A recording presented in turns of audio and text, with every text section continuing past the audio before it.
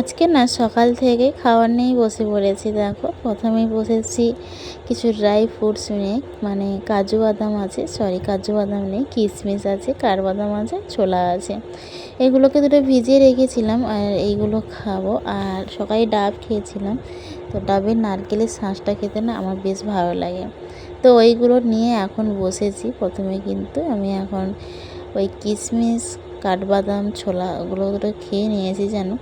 খাওয়ার পরে না একটু জামরুল খেতে ইচ্ছে করলো, জানি না এখনও কিন্তু অল্প দুটো মুড়ি খেয়েছি, একটু জামরুল খেতে ইচ্ছে করলো। তো ওখানে আমার মেয়ে দাঁড়িয়েছিল, আমাকে একটা জামরুল দিল। তো গাছ পাকা জামরুলটা খেতে কিন্তু বেশ ভালো লাগছিলো। তারপরে নারকেলের শাঁসটা খেতে মনেই ছিল না, তারপরে বসে বসে নারকেলের শাঁসটা খেয়ে নিলাম। আজকে সকাল থেকে শুধু খাওয়ার ভিডিওই দিয়ে যাচ্ছি, তাই না? আর এদিকে দেখো জল খাবারে কলা আর দুধ দিয়ে মুড়ি খেতে বসে পড়েছি। সত্যি কথা বলতে আমার কলা আর দুধ দিয়ে না মুড়ি খেতে বেশ ভালোই লাগে। জানি না তোমরা এই খাবারটাকে কিভাবে নেবে, কিন্তু আমার কিন্তু বেশ ভালো লাগে। এদিকে দেখো স্নান সেরে এসে ঠাকুরকে ফুল দিয়ে এখন আমি বসে পড়েছি আনাজ কাটতে।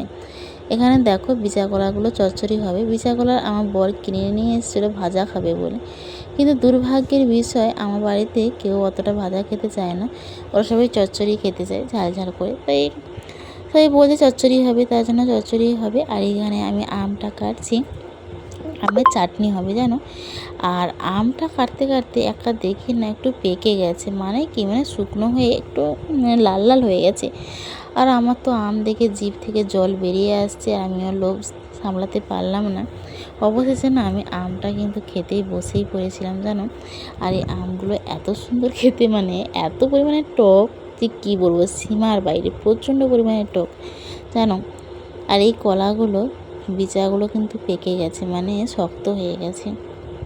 নরম বিচা থাকলে খেতে কিন্তু বেশ ভালোই লাগে, এটা ভাজা করো বা চচ্চড়ি করো বেশ ভালোই লাগে। আমটা কিন্তু মিষ্টি ছিল না, নুন মাখিয়ে খাচ্ছিলাম, বেশ টক। আর এই সময় তো একটু জানো তো টক খেতে একটু বেশি ভালো লাগে মেয়েদের। মেয়েদের তো এমনিতেই টক খেতে ভালো লাগে, তারপরে আবার এই প্রেগনেন্টি অবস্থা মানে আরও বেশি ভালো লাগবে। এদিকে দেখো কাকা শ্বশুর ঘরে কাকিমা এসে আমাকে 4টা বেল দিয়ে গেল, আর ওদের বাড়িতে কলা হয়েছিল নাকি নিয়ে এসছে। আর বিকেলে প্রচণ্ড পরিমাণে ঝড় উঠছে আর বৃষ্টি তার সাথে প্রচণ্ড পরিমাণে।